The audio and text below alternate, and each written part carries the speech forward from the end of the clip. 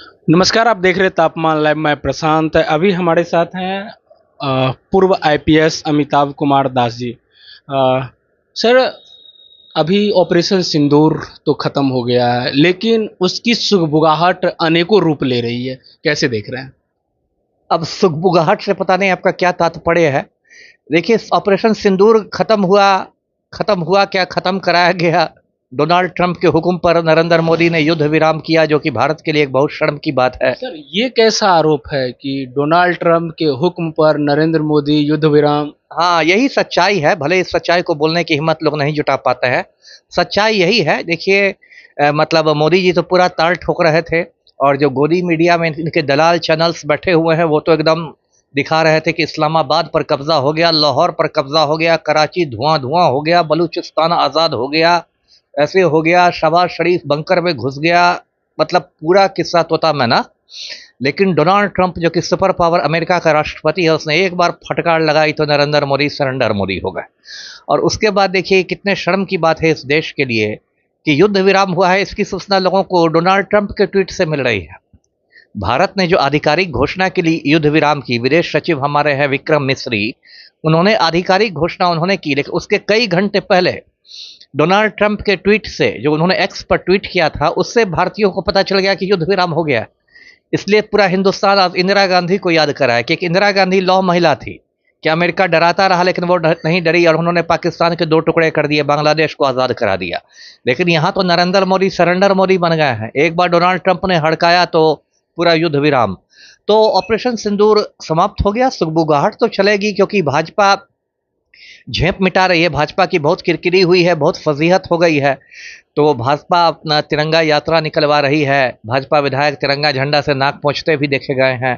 तिरंगा यात्रा निकाली गई है। कुछ भाजपाई लोग अनाप शनाप बोल रहे हैं। मध्य प्रदेश का मिनिस्टर है विजय शाह, कहता है कि कर्नल सोफिया कुरैशी आतंकियों की बहन थी।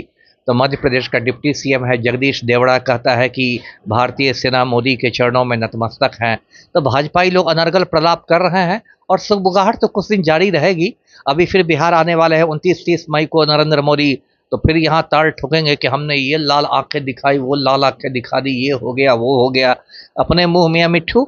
सुगबुगाहट तो चलेगी, लेकिन जिन परिस्थितियों में सिंदूर ऑपरेशन का अंत हुआ है वो परिस्थितियां अच्छी नहीं कही जाएंगी जी।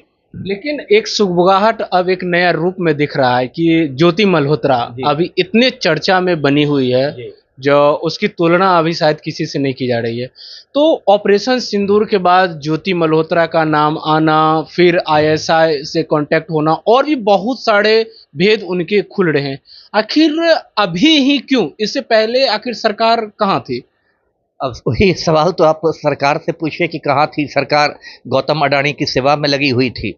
देखिए, ज्योति मल्होत्रा के बारे में दर्शकों को बताओ कि हरियाणा में एक जगह हिसार है, वहीं हिसार से ज्योति मल्होत्रा की गिरफ्तारी की है पुलिस ने, और इस पर इल्ज़ाम है कि ये पाकिस्तानी एजेंसियों के साथ संवेदनशील सूचनाओं को साझा कर रही थी। ये जो ज्योति मल्होत्रा है, कम उम्र की लड़की है, और ये एक यूट्यूब चैनल चलाती है जिसका नाम है ट्रैवल विद जो। ज्योति को लगता है इसे संक्षेप में जो कर लिया है, ट्रैवल विद जो, और उसके 3 लाख से ऊपर सब्सक्राइबर्स हैं, तो अच्छे खासे सब्सक्राइबर्स हैं।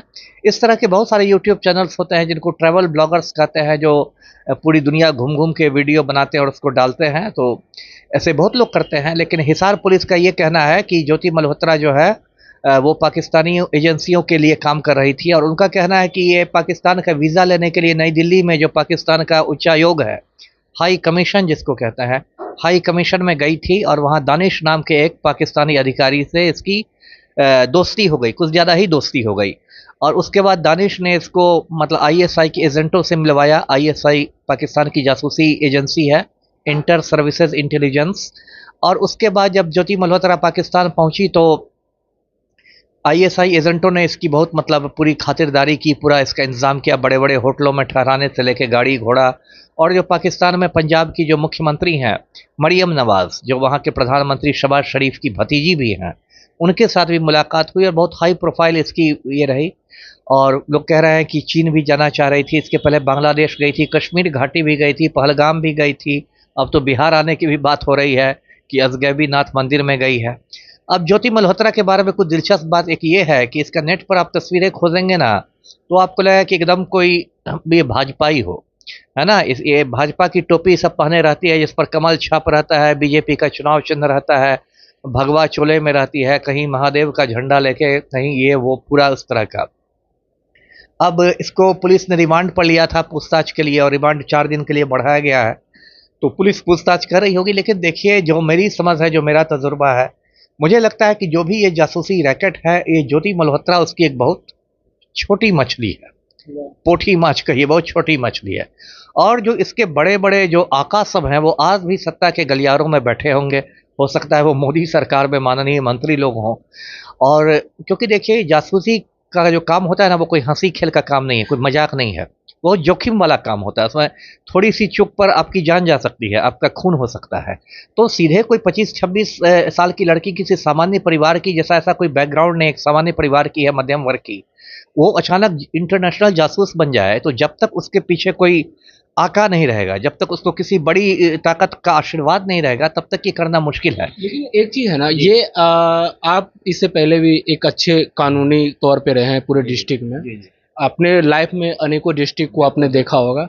तो मैं एज ए आप लॉ की दृष्टि से ये बता रहे हैं, या सर्विस एक्सपीरियंस बता रहे हैं, या फिर कुछ और क्या कहा जाए इसको? नहीं नहीं, सब चीज़ मिला जुला के अपना एक्सपीरियंस भी है, फिर जो मैंने अध्ययन किया है, मैं इंटरनेशनल रिलेशंस का, अंतर्राष्ट्रीय संबंधों का छात्र था, यूपीएससी में मेरा एक विषय भी था अंतर्राष्ट्रीय संबंध। तो इस पर जितना मैंने अध्ययन किया है, उसके आधार पर मैं कह रहा हूँ, और अपना जो अनुभव भी है। देखिए इसके बारे में, ज्योति मल्होत्रा के बारे में बात आ रही है कि वंदे भारत ट्रेन जो है एक महंगी ट्रेन है, आम आदमी उसमें आसानी से नहीं चढ़ सकता है। उस ट्रेन का इसको फ्री पास मिला हुआ था, तो वो फ्री पास तो आईएएस ने नहीं दिलवाया था, वो तो भारत के रेलवे मंत्रालय ने दिलवाया होगा। तो इस, और ऐसा भी नहीं कि सारे आम आदमी को मिल जाएगा या सारे यूट्यूबर्स को मिल जाएगा पास। तो इसका कोई ना कोई बड़ा आका है जो हिंदुस्तान में भी सत्ता के गलियारों में बैठा होगा, जिसने इसको ये भी आश्वासन दिया होगा कि कुछ तुम फंसोगी इसमें तो हम लोग तुमको बचा के निकाल लेंगे। और दिक्कत क्या है हिंदुस्तान में कि जितनी भी जांच एजेंसियां हैं, चाहे सीबीआई हो, एनआईए हो, या राज्य की पुलिस हो, सब बहुत ज़्यादा राजनीतिक दबाव में काम करती है, बहुत पॉलिटिकल प्रेशर में।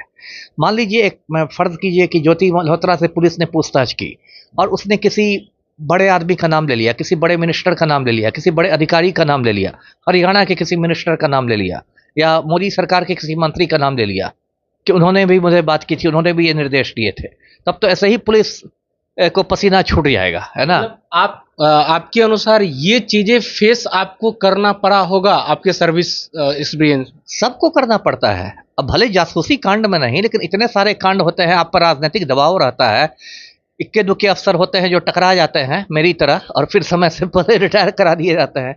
और लेकिन ज़्यादातर अफसर जो होते हैं वो तो एकदम सरेंडर की मुद्रा में रहते हैं, क्योंकि इस देश के ज़्यादातर आईएएस आईपीएस जो है वो मर्दाना कमजोरी के शिकार हैं, तो उनकी हिम्मत नहीं है टकराने की। तो जहाँ इसलिए कैसा होता है कि कोई भी इस तरह कांड होता है ना, तो छोटी मछलियाँ पकड़ाती है। जैसे कि माधवी गुप्ता का जासूसी कांड हुआ था कुछ साल पहले, वो भी बहुत चर्चित हुआ था, अब तो ठंडा हो गया मामला। तो क्या होगा कि ये भी एक छोटी मछली है ज्योति मल्होत्रा, और जो बड़े बड़े घड़ियाल है, बड़े बड़े मगरमच्छ है, उस पर पुलिस कभी नहीं हाथ डाल पाएगी। ये बात बिल्कुल सत्य है। सर का अनुभव निश्चित रूप से है कि अनुभव के अनुसार ये सारे चीज़ों को बयां कर रहे हैं कि ये ज्योति मल्होत्रा एक छोटी मछली है। हो सकता है ऐसा भी किसी बड़े मंत्री का नाम वो ले ले तो ये मामला जस का तस वहीं का वहीं ठंडा पड़ जाएगा। आप क्या सोचते हैं, निश्चित रूप से बताने का प्रयास करेंगे। धन्यवाद।